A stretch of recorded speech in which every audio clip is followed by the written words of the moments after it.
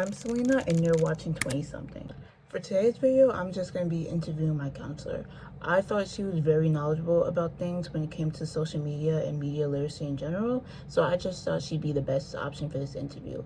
And also, I just realized I'm not in the interview, so I tried to prop my phone up and set it up beforehand, but it was at this really weird angle, so it's just like me recording her and then just me asking questions from behind the screen.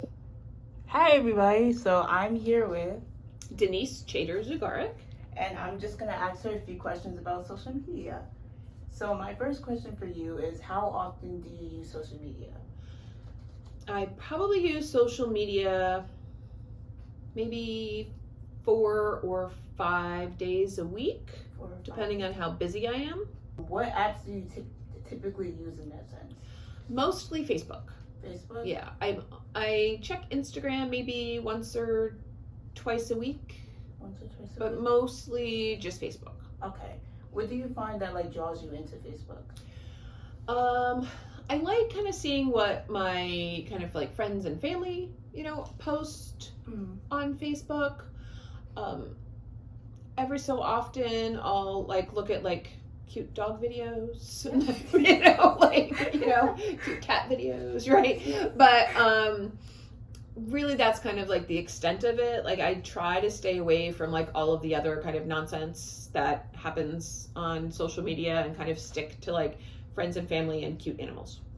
Do you think Facebook is easier to navigate over everything else, or that's the one you prefer? I think it's the one that is easier for me to navigate. I don't necessarily really understand how the other social media platforms operate. Oh, that makes sense. So I think Facebook is just kind of the easier one for me to navigate. Mm-hmm. And it's also the one that I was first on. Oh. So I'm probably more familiar with it just because that's what I've been on the longest. Gotcha. Okay. How has technology changed since you were a teenager? Well, there was no such thing as email when I was a teenager, or social media. I probably didn't get email until probably my senior year of college. Oh wow. Okay. Yeah. And I didn't get on Facebook probably until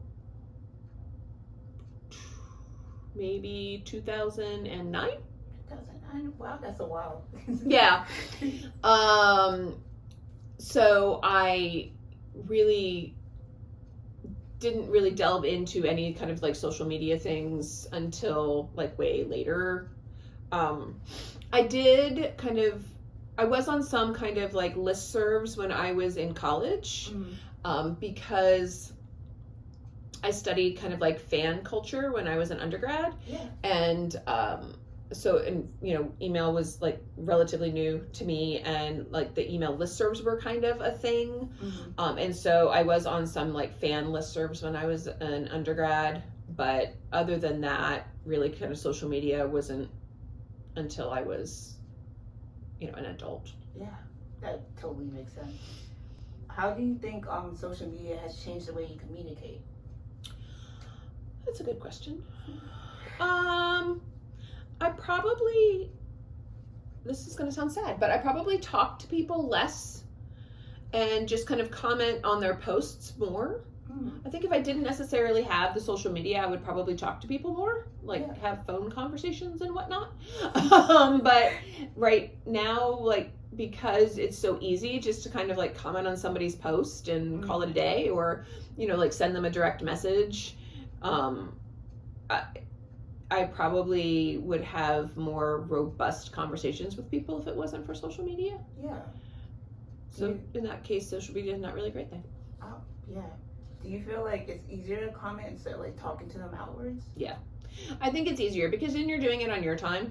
You can do it at any time. If I have a couple minutes between students, or if I, am getting ready in the morning, I can just comment on a post and then move on. Whereas if you were having a conversation with somebody, you'd have to set aside more time. Yeah, definitely. So I think it's easier just because of the flexibility of it than it is just to set aside time to have a robust conversation. Huh. Wow, I didn't know that. Mm-hmm. What do you think is the most challenging part about using social media? I think I think, like, at a macro level, Mhm. I think the most challenging part of social media is the lack of media literacy that we have in this country. Definitely. Like, you don't necessarily know what's real. Yeah. People have the ability to kind of really kind of very specifically kind of curate kind of the types of stories they tell. Mhm. There's, edits that you can make in pictures, and so it's like how much of it is reality, Yeah. and how much of it is the full story. And because we don't necessarily always think critically about what we're reading or what we're seeing on social media, Mhm. I think we get a lot of false narratives, Yeah. and I find that problematic.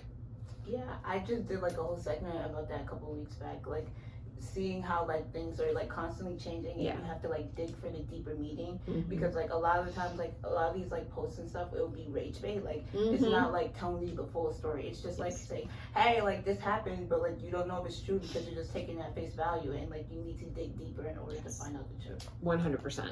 Yeah. It's getting scary. It's problematic. Very scary. Oh my god. Oh, it's still going. I didn't even know it's But yeah, thank you so much. Of course. Happy to help.